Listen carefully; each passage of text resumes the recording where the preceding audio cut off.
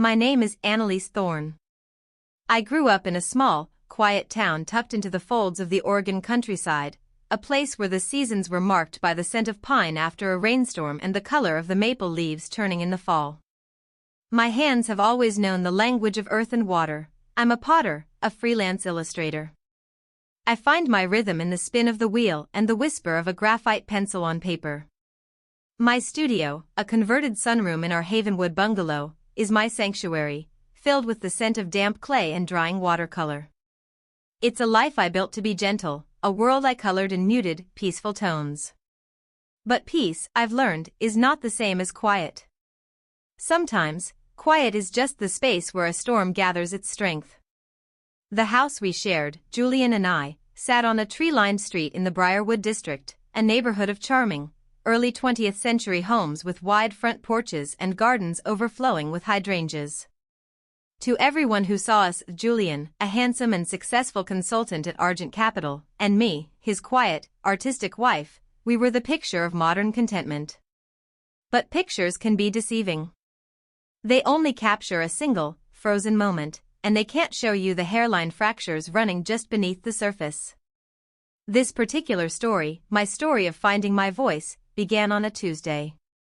The sky over Havenwood was a canvas of bruised purples and grays, the kind of evening that promises a long, steady rain.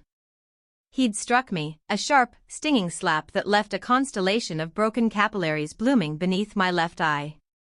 The shock of it was a cold, physical thing, a stone dropping into the still pool of my chest.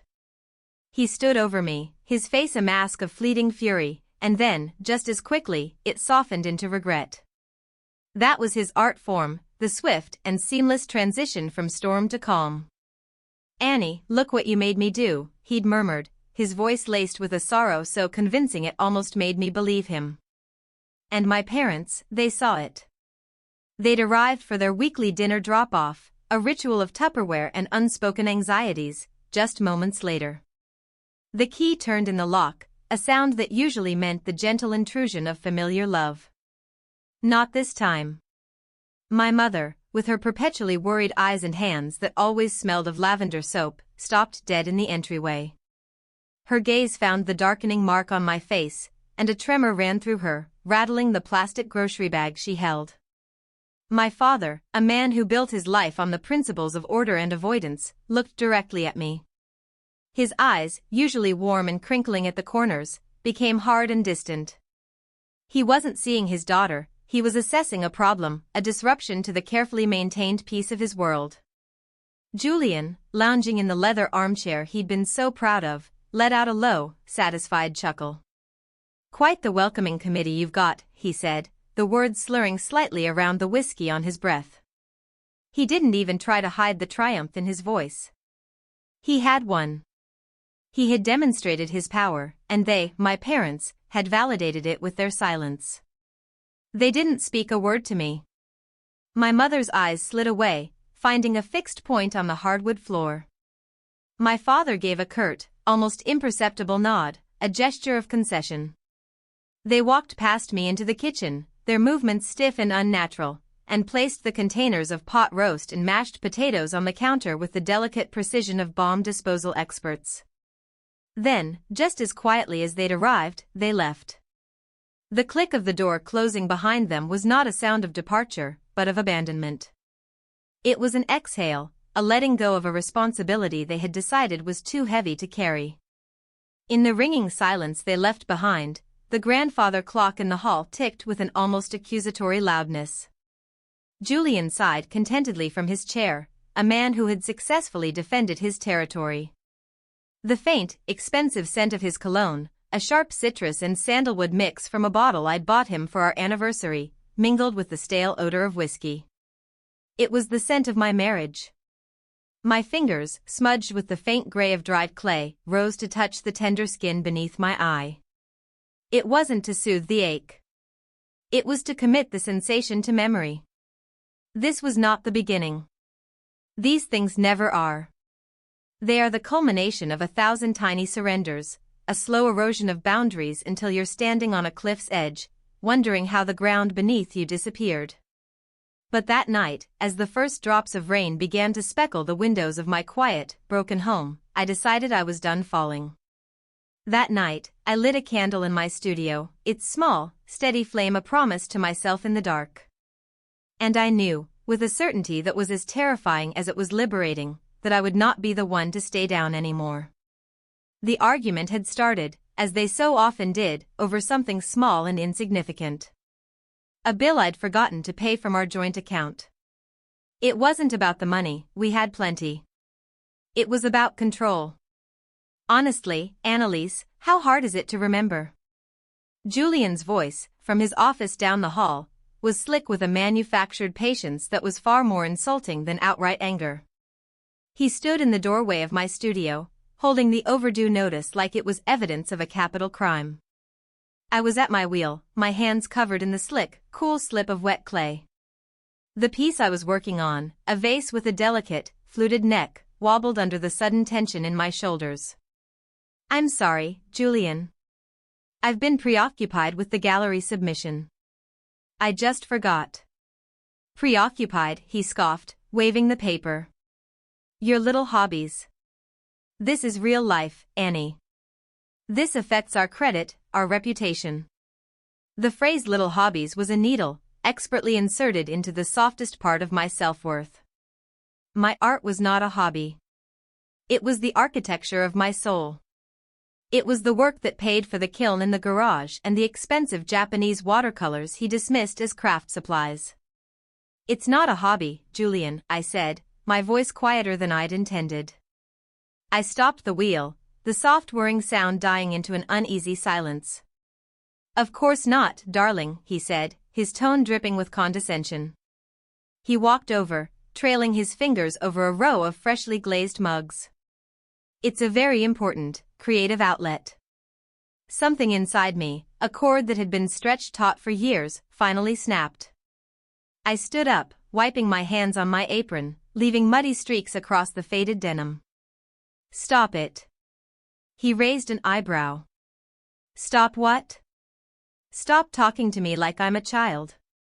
Stop acting like my work, my life, is some quaint little accessory to yours." My voice gained strength with each word. It felt unfamiliar in my own mouth, like a tool I hadn't used in a long time. "This house, this life. I'm a part of it. I am not just a piece of decor you rearranged to suit your mood." He didn't flinch. His expression remained placid, but a coldness crept into his eyes. It was the look he got right before the storm broke. "Are you done with your tantrum?" he asked, his voice flat. "I'm serious, Julian." And that was it.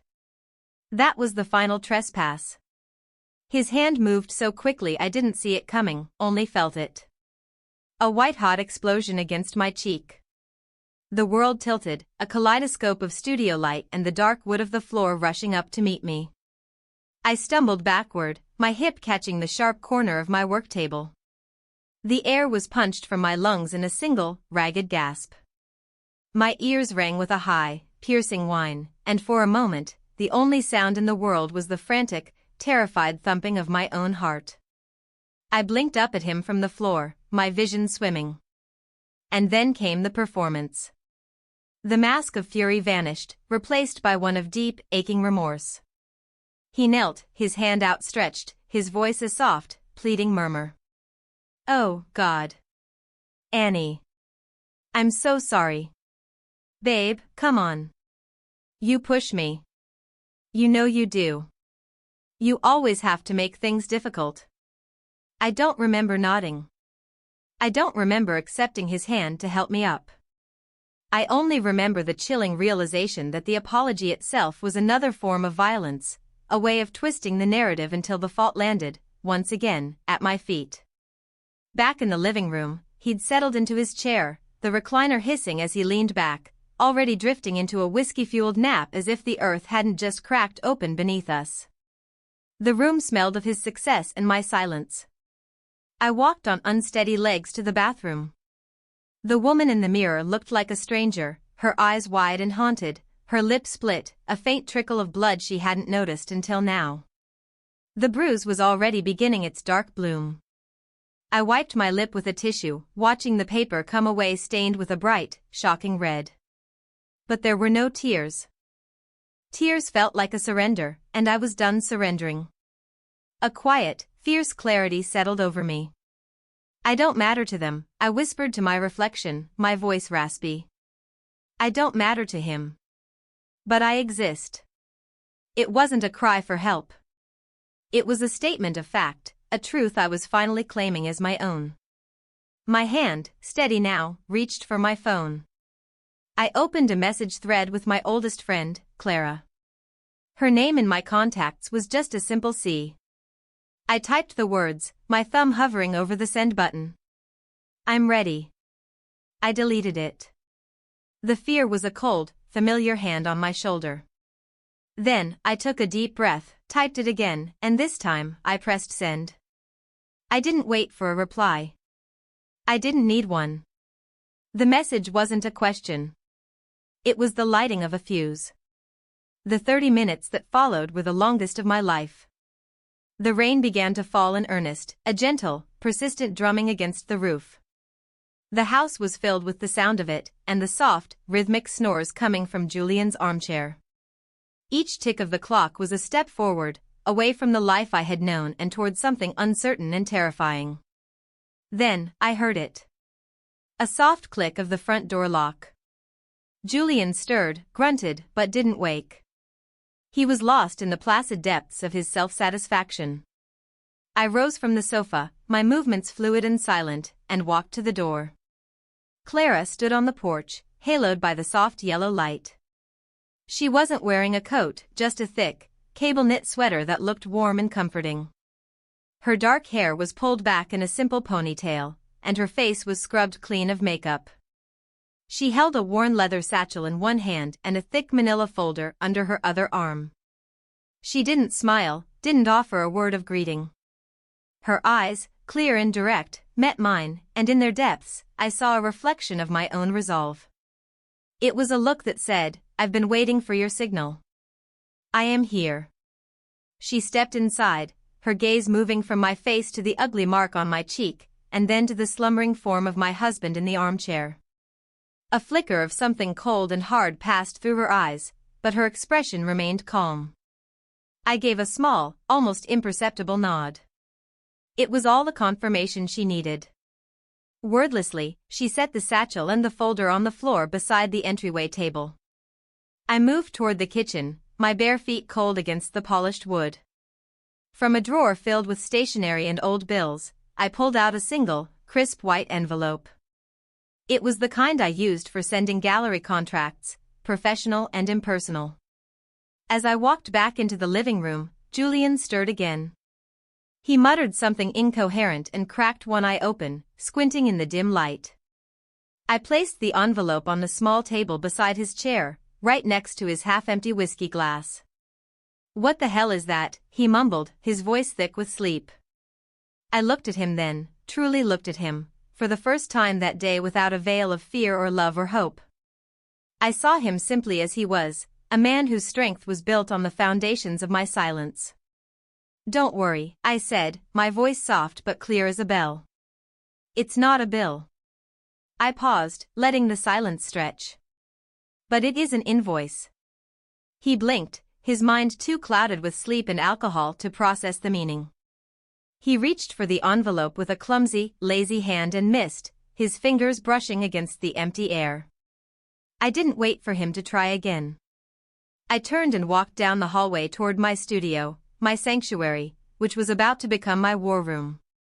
The plush runner on the floor muted my footsteps. Clara followed, her satchel now slung over her shoulder, a silent, steady presence at my back. I pushed open the door to my studio and closed it gently behind us, the soft click of the latch sealing us in and the rest of the world out. I didn't slam the door. There was no anger in the gesture, only purpose. I eased it shut, the way you close the door on a room you never intend to enter again. The air in my studio, usually a comforting mix of clay, turpentine, and brewing tea, now felt charged, electric. Before I had even turned around, Clara was unzipping the satchel. The room, I realized, also held the faint, lingering scent of Julian's cologne. It was a ghost of his presence, clinging to the air even though he rarely entered this space. He called it my messy room. To me, it was the only place in the house where I felt whole. Clara laid the contents of the satchel on my large, flat work table. There was a change of clothes, neatly rolled. A new toothbrush, still in its plastic wrapper. And a thick, leather-bound journal with a rainbow of small plastic tabs peeking out from its pages. I caught my reflection in the large mirror I kept propped against one wall for checking the proportions of my portrait sketches. The swelling around my eye had darkened into a deep, ugly purple, a violent splash of color on the pale canvas of my skin. I pressed 2 fingers to it, not to test the pain, but to anchor myself to the reality of it. He did this. My parents saw it. And they walked away. The thought no longer brought a sting of grief, but a cold, hard clarity. Clara pulled out a small digital recorder, no bigger than a tube of lipstick. "Fresh batteries," she said, her voice a low, steady murmur. Then, she pushed the manila folder toward me. I sat on my stool and opened it. Each page was a ghost from the past 3 years, a quiet testament to a story I had never dared to tell. There was a notarized affidavit, prepared by Clara, granting me sole power of attorney over our shared savings account, the account that held the inheritance my grandmother had left me, the one Julian called our little nest egg. There were printouts from our bank, showing a series of transfers from that account, nearly $20,000 in total, funneled into a high-risk investment portfolio under Julian's name alone, an entity called Orion Ventures. The screenshots were marked with dates and times, a meticulous timeline of his betrayal. Then came the journal entries. Not from the leather-bound book, but copies of pages from my own private diaries. Clara had helped me organize them, highlighting passages, dating them, cross-referencing them with a calendar of events. January 14th, Julian threw a book against the wall, missed my head by inches. Said I was being hysterical when I flinched. June 2nd, found a receipt for a hotel room at the Silver Creek Lodge for a night he told me he was working late. When I asked, he said I was paranoid and insecure. Each entry was a small, painful brick in the wall he had built around me. At the very back of the folder was a lease agreement. A small, 1-bedroom apartment in the Pearl District, overlooking the river, the lease under Clara's name but co-signed by me 2 weeks prior. I paid the security deposit and first month's rent, she said, her eyes meeting mine. It's not a loan, Annie. It's an investment. In you. I didn't cry. The time for tears was long past. I just traced the elegant script of my signature on the lease, a silent promise I had made to myself in the hushed quiet of the downtown library, where Clara and I had met, pretending to browse the art history section. "You don't need these papers to know your own truth," she had whispered to me that day, her voice lost in the scent of old paper and dust. "But a judge does. And his lawyer will tear you apart without them." I had asked her then, my voice trembling, why she was doing all of this, risking his anger, getting involved in the beautiful, ugly mess of my marriage. She had looked at me, not with pity, but with a fierce, unwavering loyalty that took my breath away. "Because you're my friend, Annalise. Since we were 10 years old and you taught me how to draw a horse. And because I am not going to stand by and watch you disappear." That night, for the first time in years, I had allowed myself to believe it. I mattered. My story, my truth, my life, it mattered. Clara tapped the screen of her phone. "We have a small window. He'll sleep for another hour, maybe 2. After that, he'll notice the envelope and he'll start watching everything, your phone, your car, the front door." I nodded, a sense of calm settling over me. He's already lost. He just doesn't know it yet. Her hand dipped back into the satchel and emerged with a simple, prepaid flip phone. No internet, no GPS, just the ability to make and receive calls. A ghost phone. "If he finds your real phone," she whispered, "he'll see our texts. He'll find the apartment address." My fingers closed around the smooth plastic of the device. It felt solid, real. Then we'd better be gone before his nap is over. I meant it as a joke, but a low creak of wood from the living room made my heart leap into my throat. The faint shuffle of feet.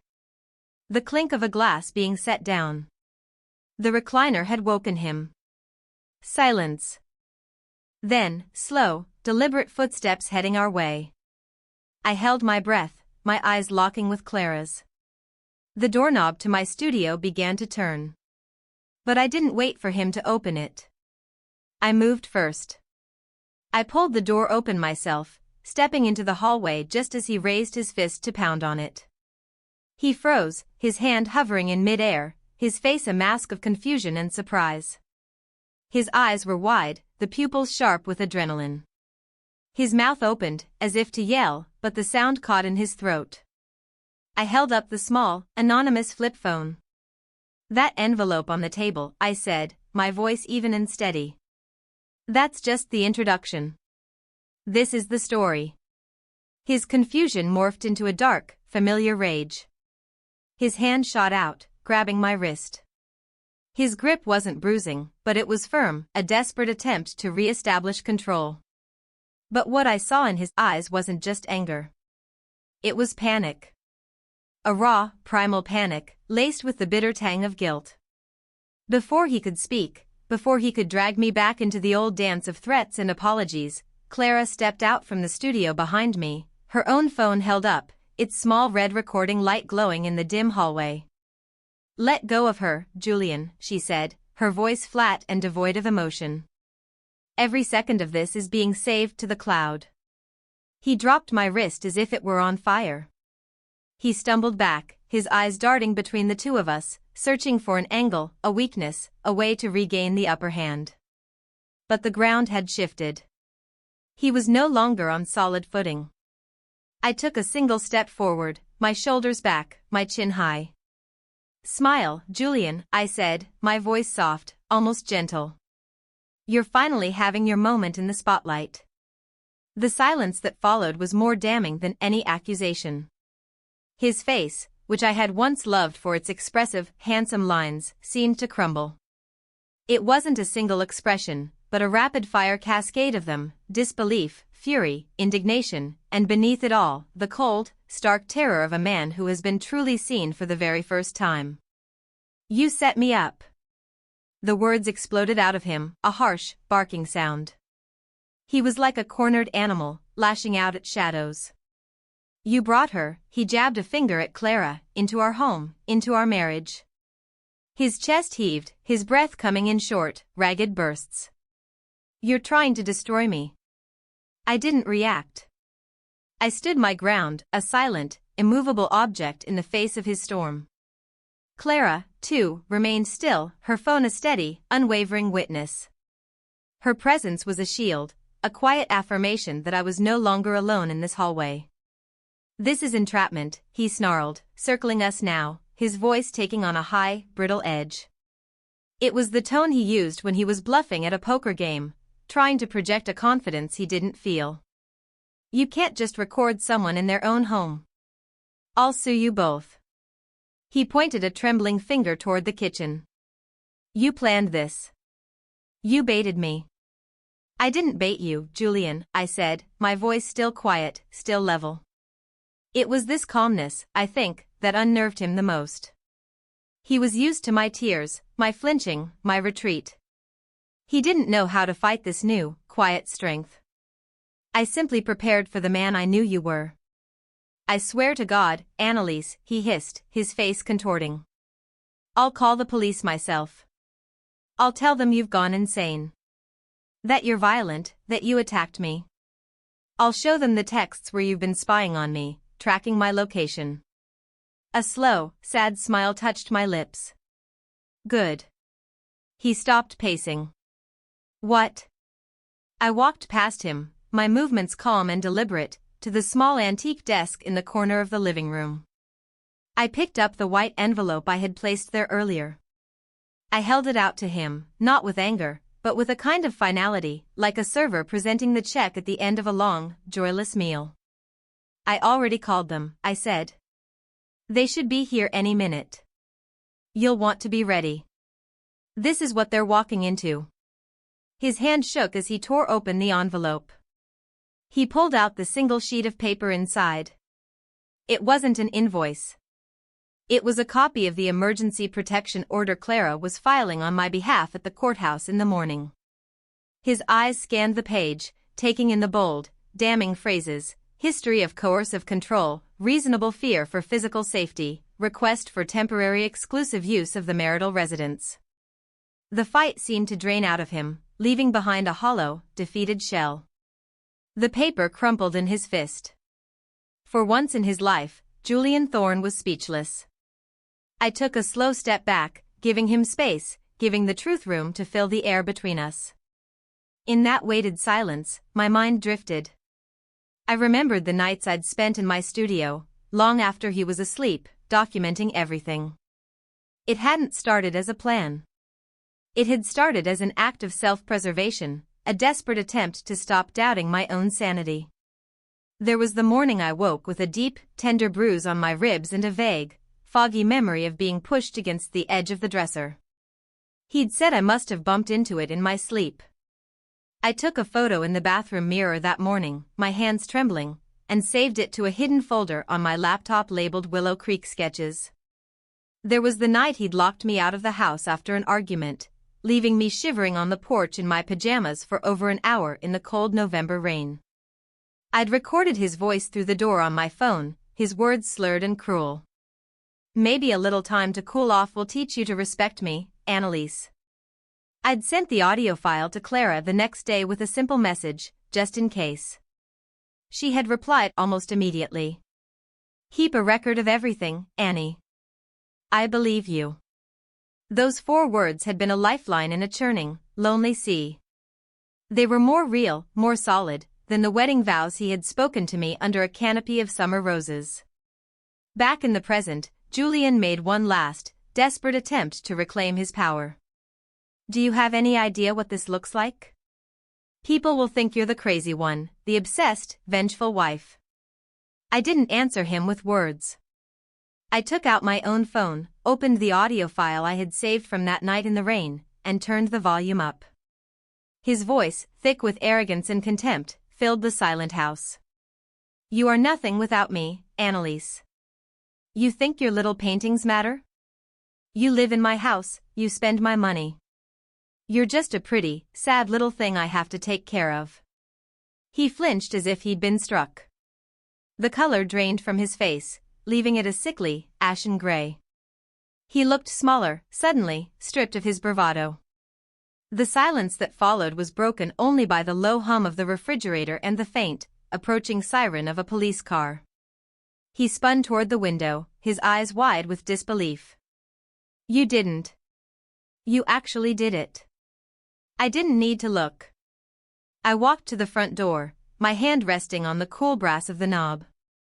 I paused, took a deep, steadying breath, and turned to look at him one last time.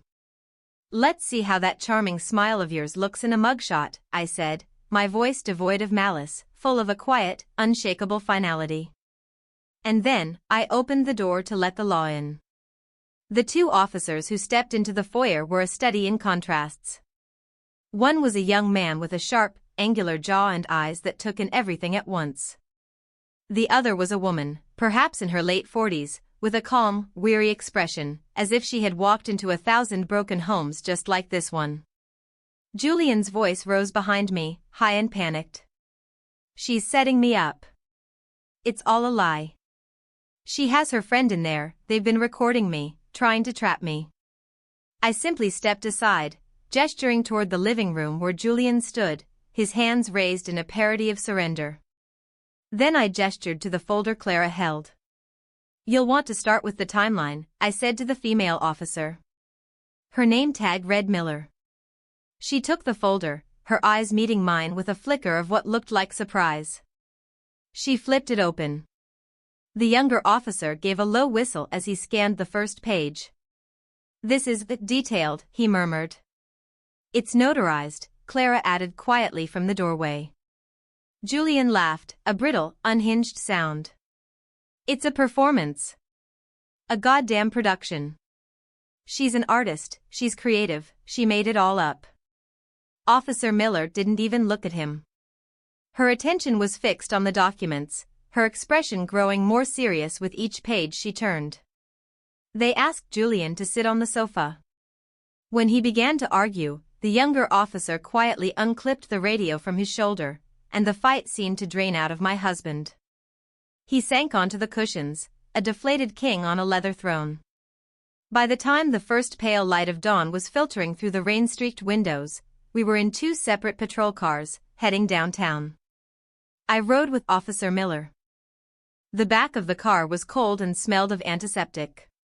At the station, a sterile, beige place that hummed with quiet despair, they led Clara down a different hallway. She gave me a look of quiet encouragement before she disappeared around a corner. I was shown to a small, windowless interview room. Officer Miller returned a few minutes later, closing the door softly behind her. "It's not often," she said, pulling out a notepad, "that someone comes in this, prepared." "I didn't prepare to fight," I replied, my voice steady. "I prepared to be believed." She nodded slowly, her eyes studying my face. We went through the files, piece by painstaking piece. I answered her questions calmly, factually. The tears I had shed over the years had all dried up, there were none left for this place. From across the hall, I could occasionally hear the muffled sound of Julian's voice, loud and indignant. Then, a man in an expensive-looking gray suit arrived and was shown into the room where Julian was being held. His lawyer. Sent, no doubt, by Julian's father, a man with deep pockets and a network of powerful friends. The energy in the station shifted subtly. When Officer Miller returned to my room, her expression was cooler, more professional. The questions became sharper, more pointed. "So, you waited until today," she said, tapping the top page of the file. "Why now? Why not a year ago?" It was the question I had dreaded, the one that implied calculation, not desperation. But I was ready for it. I reached into my own bag and pulled out one last document, sliding it across the table.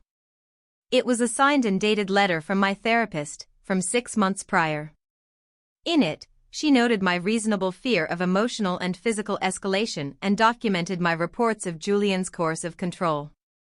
The final paragraph was clear. Client is advised to create a safety plan and is encouraged to seek legal protection should she feel her safety is in imminent danger. Officer Miller read it twice. Still, the doubt lingered in her eyes. "You're sure this isn't about getting a leg up in a divorce settlement?" For the first time, my hands trembled. I clasped them tightly in my lap. I knew how I must look to her, too calm, too collected, not visibly broken enough to fit the classic victim narrative. "Officer," I said, meeting her gaze directly. "If I had come to you a year ago with just my story and a bruise, I would have been told it was a domestic dispute and sent home. If I had waited for things to get worse, until I was in the hospital, people would have asked me why I stayed so long. I knew that no matter when I came forward, I would be questioned. So I prepared. Because I knew that the burden of proof would be on me, and that no one was going to simply hand me the benefit of the doubt." She didn't respond, just made a long note on her pad. My mind flashed back to my therapist's office, the soft lamplight, the feeling of being in a safe harbor. I'd asked her, my voice a whisper, "If I leave, and he hurts me, will people say I provoked him? If I stay, and he hurts me, will they say I allowed it?" She had looked at me with such compassion. "Then don't give them the chance to write your story for you, Annalise. You write it yourself." Officer Miller finally rose. "We're holding him for 48 hours on a domestic battery charge," she said. "After that, it goes to the DA." She handed me a clipboard. It was my copy of the temporary restraining order. I signed my name, the pen moving in a smooth, steady line. There was no sense of victory, no rush of relief. Just the quiet, solid feeling of one foot being placed firmly in front of the other. Outside, the rain had stopped. The air was washed clean, and the morning chill felt sharp and real against my skin. Clara was waiting for me at the bottom of the steps. "Did they listen?" she asked, her eyes searching mine. I nodded. "They listened to the evidence." As I slid into the driver's seat of my car, I whispered to myself, that was the easy part. The hard part was still to come. The hard part was calling my mother. The silence in the car on the way to the apartment Clara had rented for me was a thick, heavy blanket. It wasn't a hostile silence, just a weary one. We were two soldiers after a long, drawn-out battle, too exhausted for words. The apartment was in a modern building in the Pearl District, with large windows that looked out over the gray, churning waters of the Willamette River. It was sterile and impersonal, furnished with bland, functional pieces that belonged to no one. But when I turned the key in the lock, the simple, solid click was the sound of the first real breath I'd taken in years.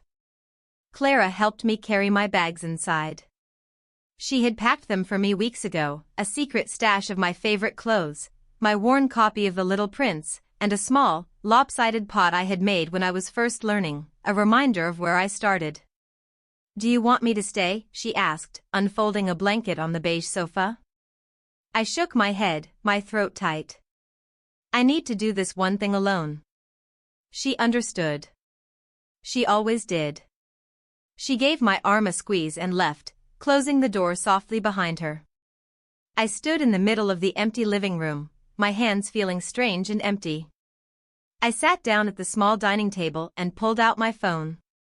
My thumb hovered over the contact labeled Mom. My heart didn't race. It just ached, a deep, hollow ache that had been my constant companion for as long as I could remember. I pressed the call button. She answered on the second ring. "Annalise?" Her voice was cautious, wary. "I just wanted to let you know," I began, my own voice sounding distant, "he's been arrested." A long pause. Then, for what? I swallowed against the lump in my throat. "For what he's done to me, Mom. For years." I didn't raise my voice. I just stated the facts, one by one. The money he took from my inheritance. The nights he locked me out. The bruise on my face that you saw last night. I let the words hang in the air between us. I thought maybe you'd come back." The silence on the other end of the line was a physical weight. When she finally spoke, her voice was strained, brittle. "A marriage has its troubles, Annalise. It takes work. Airing your private business like this, it's not right. We raised you to be stronger than that." Stronger. She thought strength was enduring, was silence, was absorbing the pain and carrying on. She didn't understand that my strength, this new and fragile thing, was in the speaking of the truth. That was the moment I finally understood. I had been waiting for her to rescue me, but she was trapped in her own prison of fear and convention. She couldn't save me because she had never learned how to save herself. I didn't yell. I didn't cry. I didn't even feel the full force of the pain until after I'd gently placed the phone back on the table, not hanging up, just letting her voice fade into the empty air. I had been carrying a hope that wasn't mine to carry. The hope that my mother would one day become the mother I needed. I opened the new journal Clara had given me. On the first clean page, I wrote, my handwriting clear and steady, "Today, I let go of the last illusion. I don't need her to understand. I only need to stop needing her to." I closed the book. The sun was setting, painting the river outside my window in strokes of rose and gold. I made myself a cup of chamomile tea, its warmth a small comfort in my hands. My body still held the memory of the bruise, but it no longer felt like a brand of shame. It felt like a map, marking the place where I had finally changed direction. Just then, a sharp, double rap sounded at the door. It was Clara, her face pale, her eyes wide with a strange mixture of fury and disbelief. "You need to see this," she said, brushing past me to turn on the small television on the counter. It was the local evening news. And there he was. Julian. He was standing on the steps of the courthouse, dressed in a crisp suit, his hair perfectly coiffed. His lawyer stood beside him, a silent, nodding statue. Julian's face was a mask of sober concern as he spoke into a cluster of microphones. "I only ever wanted what was best for my wife," he said, his voice thick with a carefully rehearsed emotion. "Annalise is a wonderful woman, but she has been struggling emotionally. This has been a very difficult time for her. My only hope is that she gets the help she needs." Clara looked at me, her mouth agape. "Help? He's saying you need help?" I didn't blink. I just watched him smile for the cameras, a sad, benevolent smile. And as I watched, something inside me, that last, trembling shard of fear, finally settled and grew still. He was good. He was a master craftsman of his own narrative. But I was an artist, too. And I knew how to build a story, piece by piece, until it was solid, undeniable, and true. I walked back to the table, opened my laptop, and began to type. I wasn't writing to the police, or to a lawyer. I was writing to Eleanor Vance, an investigative journalist at the Havenwood Chronicle whose work I had long admired. She had a reputation for giving a voice to those who had been silenced. When I was done, I attached a single, encrypted file. It contained everything. And then I hit send. That night, I didn't grieve the family I had lost. I began to build a new one, founded on the simple, radical act of being believed. By the time the first blush of dawn touched the sky, casting a soft, pearly light over the city, I was still awake. The apartment was still, save for the hum of the refrigerator. Sleep hadn't come, but a profound sense of peace had. My laptop was open on the table, the screen illuminating my face in the pre-dawn gloom. The email I had sent to Eleanor Vance was not a plea. It was a statement. "Dear Ms. Vance," I had written, "I am not asking you to believe me. I am providing you with the evidence to prove that you should." I had attached the encrypted file, a digital Pandora's box containing every photograph, every audio file, every bank statement, every journal entry. I ended the email with a single, stark sentence: "If I go silent, this is my voice. Publish it." I had closed the laptop and watched the city wake up. The world outside my window carried on with its ordinary rhythms, but inside, a quiet revolution had taken place. I stood and went to the bathroom, splashing my face with cold water. The bruise was beginning to fade, shifting from a violent purple to a mottled, yellowish green. I touched it gently. "You are not my story," I whispered to my reflection. "You are just the postscript." My phone buzzed on the counter. It was an email. From Eleanor Vance. The subject line was just 2 words, "I'm in." The body of the message was equally brief: "This will not be buried. I'll call you at 9 a.m. A small, genuine smile touched my lips. I made a fresh pot of coffee and waited, my heart steady. At exactly 9 a.m., my phone rang. Eleanor's voice was crisp, professional, and devoid of pity. It was the voice of a woman who dealt in facts. But what she said next sent a jolt through me. "Annalise," she said, after I had confirmed my identity, "I need you to prepare yourself." As I was doing some preliminary background on Julian, cross-referencing his name with public records, "You're not the first." The coffee cup trembled in my hand. "What?" "Another woman. 4 years ago, in Seattle. Her name is Sophie.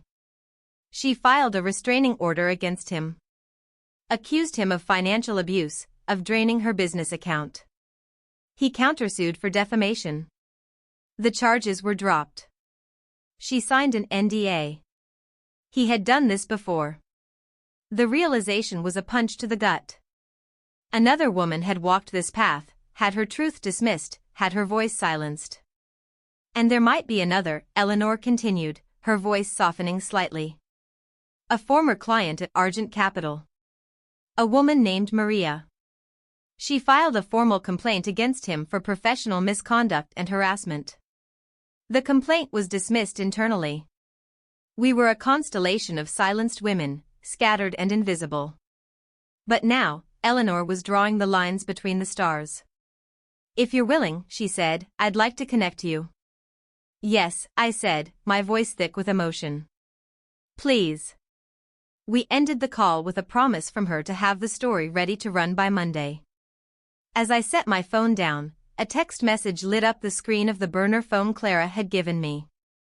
It was from an unknown number. You're making a terrible mistake. End this now, or I will.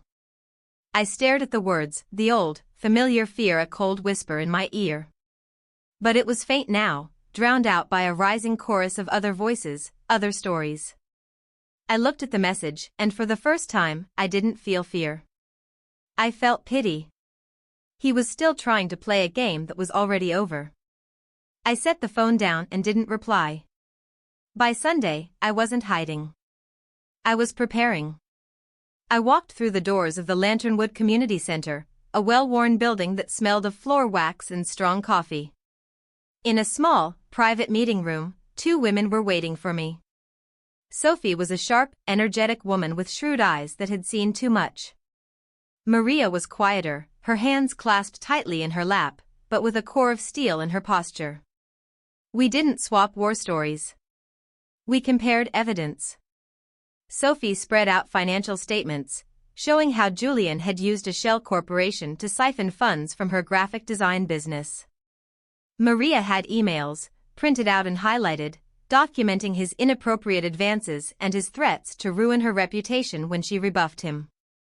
I opened my laptop and showed them the photos, played them the audio. We were not just survivors. We were prosecutors, building our case in a courtroom of our own making. That afternoon, we launched a simple, secure website, a single page titled The Havenwood Proof. It featured our 3 names, our 3 verified testimonies, and a link to the shared, encrypted drive of evidence. At the bottom, we put a single statement: we are not asking for justice. We are demanding the truth be seen. The article went live at 7 a.m. on Monday. It was the lead story in the Havenwood Chronicle. By 9 a.m., I received a call from Julian's lawyer, his voice a frantic buzz of threats and accusations. By 9:30, a press release from Argent Capital hit the news wires. Mr. Thorne has been placed on indefinite leave pending a full internal investigation. I stood in my new kitchen, a mug of tea growing cold in my hands, and for the first time, I felt the ground beneath my feet was truly solid. I wasn't just reacting to his actions anymore. The world was reacting to mine. The comments and messages poured in, but it was one, from the DA's office, that made me sit down. Taron Everett, the head of the Special Victims Unit, was on the line. Miss Thorne, she said, her voice formal but kind. I wanted to inform you that, in light of new evidence that has been made public, we are officially reopening your case against Mr. Thorne. And we will be investigating the claims made by Sophie Red and Maria Flores as well. I could have been angry. I could have asked why it took a public shaming for them to do their jobs. But I was too tired for anger. Thank you, I said simply, for catching up. Later that day, Julian posted a video. His face was blotchy, his eyes red-rimmed. He was performing his final act, the misunderstood victim. They're painting me as a monster, he choked out, tears welling in his eyes. I loved her. This is a betrayal. I watched it without emotion. I could see the strings now. I could see the puppeteer. Underneath his video, a single comment went viral. It was from a woman I didn't know. She didn't break the silence. She survived it. And that sound is deafening. That evening, I did something I hadn't done in years. I went to my old studio, now cleared of my personal belongings, and retrieved a box of unfired clay. Back in my new apartment, with the lights of the city glittering outside my window, I sat at my table and began to work. My hands moved with a familiar, comforting rhythm, shaping the cool, pliable earth. I wasn't making a vase or a mug. I was simply reconnecting with the part of myself that knew how to take something formless and broken and shape it into something whole. A week later, I stood on the courthouse steps, not as a victim, but as a witness. The divorce papers were filed, the final legal ties severed. I wasn't alone. Clara was on my right, Sophie and Maria on my left. We stood for a moment, 4 women silhouetted against the grand, imposing building, a silent testament to the strength we had found, not in spite of our scars, but because of them. As we turned to leave, a young woman approached me tentatively. "Are you Annalise Thorne?" she asked, her voice barely a whisper. I nodded. "I read your story," she said, her eyes welling with tears. I think my husband," she couldn't finish the sentence. I didn't offer advice. I didn't push. I simply reached into my bag and handed her a card. It had Eleanor Vance's number on it. And beneath it, my own. "You're not alone," I said softly. She looked at the card, then back at me, a flicker of hope dawning in her eyes. It wasn't a happy ending. It was something far more real, more precious. It was a beginning. That night, I walked home through the quiet, rain-slicked streets of Havenwood. The city felt like mine again. In my apartment, I didn't turn on the lights. I walked to the large window overlooking the river and lit a single, slender candle. Its small, brave flame flickered, casting a warm glow against the glass, a tiny beacon in the vast darkness. I stood there for a long time, watching the flame dance, my hands resting on the smooth, cool surface of the unadorned clay pot I had made. It was not perfect. It was, in fact, beautifully flawed. And it was entirely my own.